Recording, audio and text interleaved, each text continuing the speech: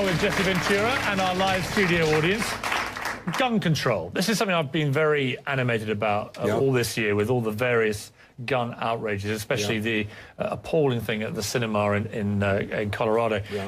Why is it that Americans, to me it seems, so many Americans cannot divorce their right to defend themselves with a gun to the apparent right to go and buy 6,000 rounds of ammunition, high-powered assault weapons, and go and murder Americans? Well, the best thing I can tell you, Piers, is this.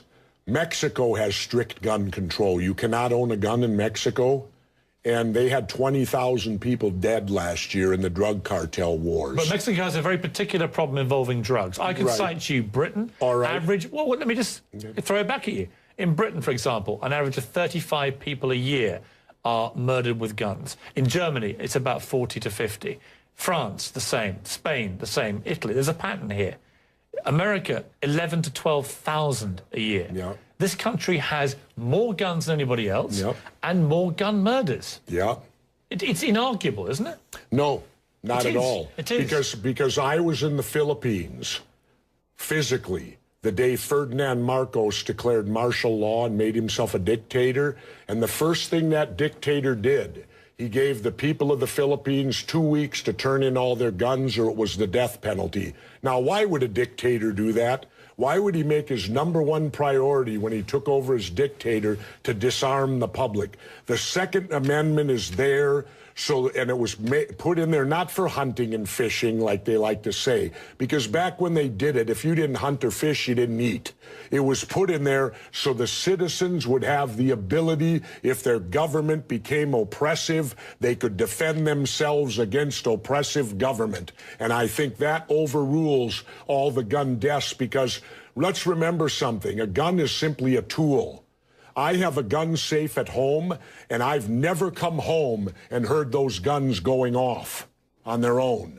People kill people. All right, how many people here die because of car accidents of drunk driving? Do we go to the Ford Motor Company and tell them stop making these automobiles because people get drunk and kill people in cars? It's a facile argument.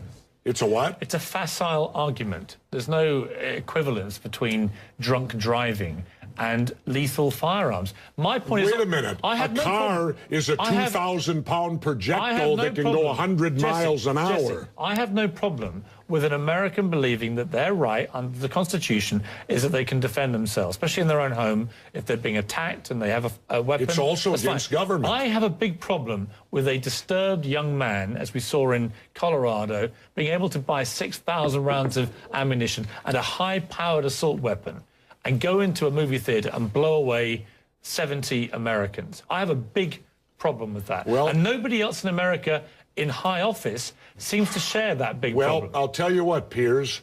I have a conceal and carry license.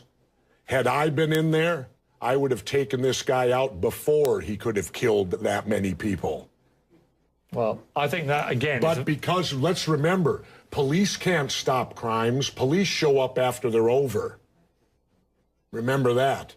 So when you talk about me not being able, if there would have been a legitimate conceal and carry in that theater, quite possibly they could have taken this guy out and saved people's lives. Or you could have had the gunfight at the OK Corral in there and lost even more lives, couldn't you? That's what could happen. Anyway, let's take a break. What roll of the dice would you like? You'd prefer to be unarmed?